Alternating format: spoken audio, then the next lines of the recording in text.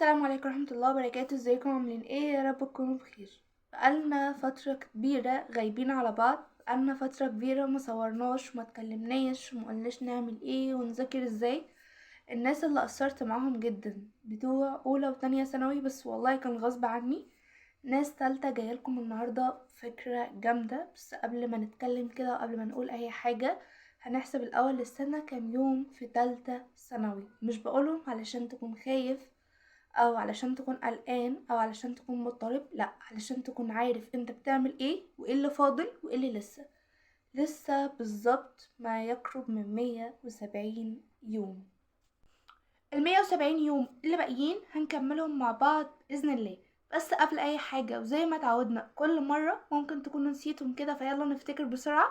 ما تنساش تعمل لايك شير سبسكرايب قناة، ولو انت لسه مشتركتش لحد دلوقتي انزل يلا بسرعة تحت كده وريني نفسك واثبت نفسك بكومنت زي ما تعودنا. خلاص الفترة دي انا راجعه لكم، اشوف لكم ناس كتير تدعي لكم، هنشوف ناس في الحرم، هندعي كتير بقى باذن الله. الفترة الجاية هنرفع السكرينات على المنتدى علشان الناس كلها صحابها يبقوا عارفين ان هو ادعى لهم باذن الله.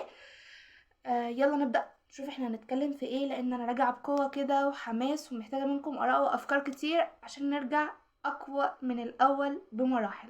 يلا نبدأ. يلا.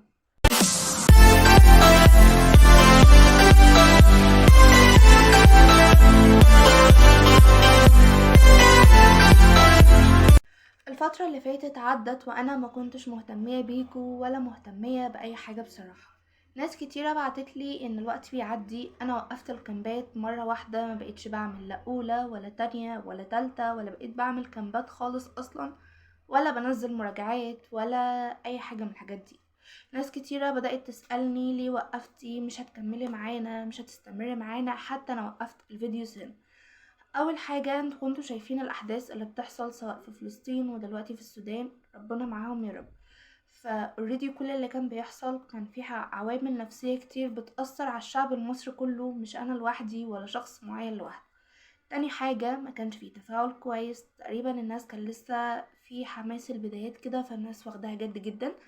لحد ما الناس بدأت تبعتلي ان هم خلاص بدأوا يراكموا، ان في حاجات كتيرة واقعة منهم، ان في مدرسين كتيرة خلصوا حاجات كتير، ان المواد ذات نفسها فيها صعوبات والمدرسين مش بيشرحوا كل حاجة. ودي حاجة هقول لكم عليها دلوقتي. الناس اللي اغلب وقتها بتذاكر مثلا وما بتستفيدش او بتطلعش بنتيجة، الناس اللي ممكن تذاكر 4 أو 5 ساعات باب واحد بس او مادة واحدة بس في اليوم كله، ويعتبر كده يومهم خلصان. كل الاسئلة دي وكل الحاجات دي انا جمعتها النهاردة في النوت دي. طبعا احنا عارفين النوت بتاعتنا اول ما بتحضر يبقى فيها اسئلة مهمة. جمعت كل الاسئلة اللي ممكن تفيدكم، جمعت لكم طريقة حلوة قوي بجد هتقدروا تلموا فيها اللي فات كله في ال8 ايام دول. 8 ايام بالظبط كده، 8 ايام بالظبط. 2024 ما تبدأ هتكونوا لميتوا كل اللي فات، تبدأوا السنة الجديدة كده بدون تراكمات وبدون اي حاجة.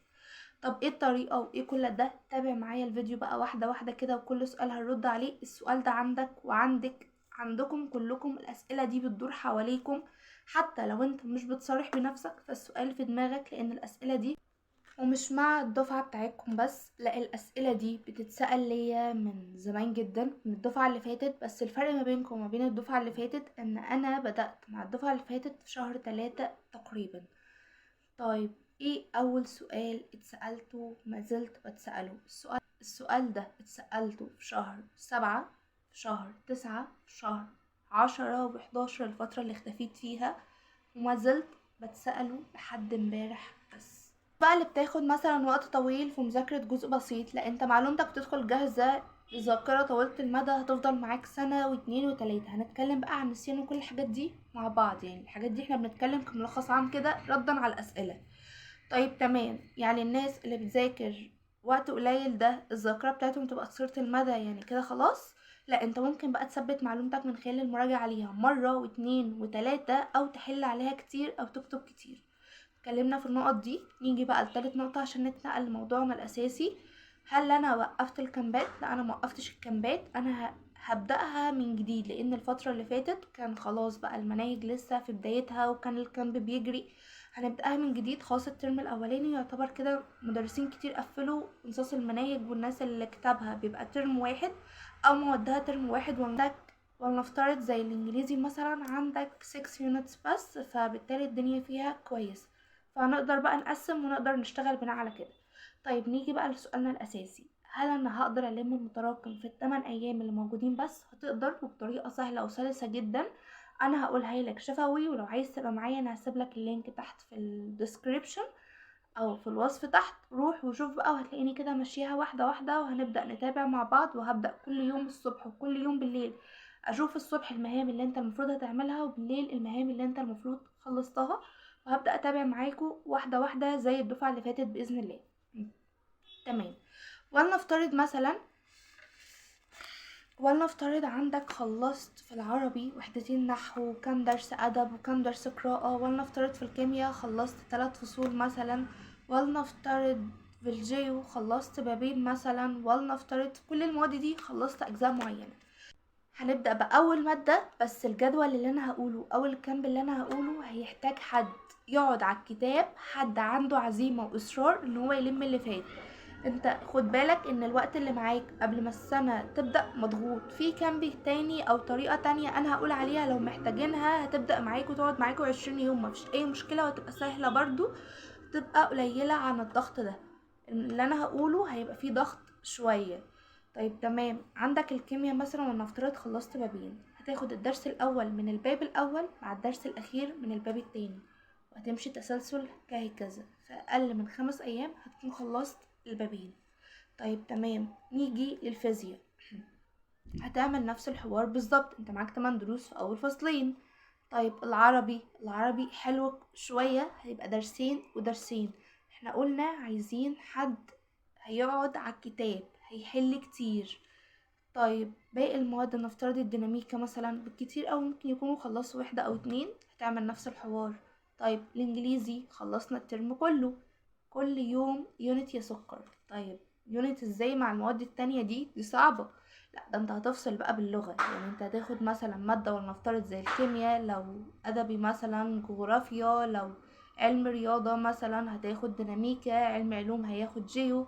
الحاجات دي كلها هتفصل بينها باللغة. ولنفترض انجليش اور فرنش، هتاخد اللي يعجبك منهم، بس خليها يوم كده ويوم كده عشان الدنيا تتلم معاك. يعني انا قبل ما السنة تبدأ ممكن الم كل اللي فاتني، ممكن تلم كل اللي فاتك، او لو انت عزيمتك قلت شوية بنسبة 85%، وادراك الجزء احسن من الكل، يعني اهو وصلنا شوية. طيب لو الناس بقى اللي هتمشي معايا في الكامب ده عشان ابقى عارفاها ومتابعاها زي ما قلت، هتبعتلي هناك، او الناس اللي ما بتفتحش اصلا فيس او كده هتنزل تحت تكتبلي في الكومنتات، وانا هتابع معاكم هنا على المنتدى. بس عرفوني الاول علشان ابقى عارفة انا بعمل ايه ومع مين ومين اللي متابع معايا. طيب ايه مهمتنا بقى ومهمتكم بمعنى اصح؟ هتجيب نوت وهتحدد فيها المهام بتاعتك كل يوم، فهتقولي المهام بتاعتي اهي، ده اللي انا هعمله. بالليل هتعمل تركات المهام بتاعتي اللي انا خلصتها. طيب تمام. بعد ما نعمل كل ده هنعمل ايه؟ متنساش بقى تعمل شير لصاحبك كده، حتى لو هتذاكروا كل 2 مع بعض هيبقى الموضوع بالنسبة لكم اسهل كتير. طب الحوار ده ينفع لتالتة ثانوي بس؟ مش شرط تالتة ثانوي، انت ممكن كتانية ثانوي قبل امتحاناتك تلم الدنيا كلها في حاجة زي دي، كأولى ثانوي تقدر تلم الدنيا كلها في حاجة زي دي. فانت تقدر، بس ابدأ. كده خلاص خلصنا كل المفروض يتقال. متنساش تعمل لايك شير سبسكرايب، وافكرك مرة واتنين وتلاتة و10 عشان الناس بتتفرج ومبتعملش لايكات وما بتعرفش صحابها.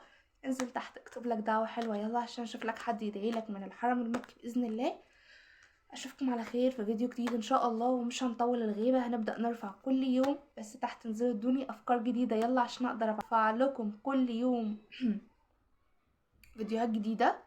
نبدأ نتكلم مع بعض في كل حاجة كل المواد. قولولي لو عايزين ابدأ سلسلة المواد ابدأ معاكم مادة ايه. لو حد من تانية ثانوي او اولى ثانوي بيشوف الفيديو ده عرفوني اقولكوا ازاي تقفلوا الامتحانات بكل سهولة وبكل بساطة. عرف صاحبك بالفيديو، اعمل شير ليه علشان عيلتنا تكبر ونوصل لأكبر عدد بإذن الله. أشوفكم على خير إن شاء الله. أقول قولي هذا وأستغفر الله لي ولكم، والسلام عليكم ورحمة الله وبركاته.